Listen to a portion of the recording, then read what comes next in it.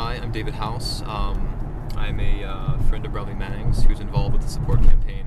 I've been visiting Bradley in the brig since September. Upon arriving at the brig this weekend, on entry to the base, we were stopped, Jane Hampshire, a blogger from DC, and I, by military police who detained us for 2 hours. Despite the fact that I'm on the approved visitation list for the brig, these military police offered no real explanation for our detainment. And in this 2-hour process, they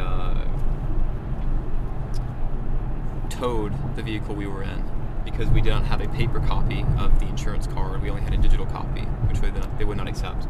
They kept us from seeing Bradley Manning because they kept us detained from 1 p.m. when we arrived until 2:50 p.m., 10 minutes before his visitation hours are over. During this time, we were not allowed to go into the base, nor were we allowed to leave the base, despite the fact we were only really 10 feet inside. We were just kept there in detainment without being charged, without being accused of committing any crime. I've been visiting Bradley, like I said, several times, and this is the first time this has ever happened to this degree. It's the first time that Jane Hampshire has been driving me onto the base, or myself has ever had a problem seeing Bradley Manning.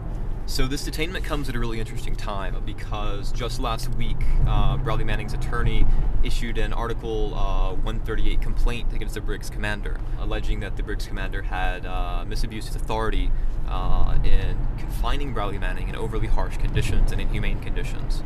In addition, Amnesty International last week released a call for Bradley Manning's conditions of confinement, solitary confinement, to be investigated. And the UN Special Rapporteur on Torture has announced he will be launching an investigation into Bradley Manning's conditions of confinement. Next weekend, I'll be traveling back to the Quantico brig to visit Bradley Manning. I will be taking with me a petition with 42,000 signatures on it that calls for a stop to his inhumane conditions of confinement.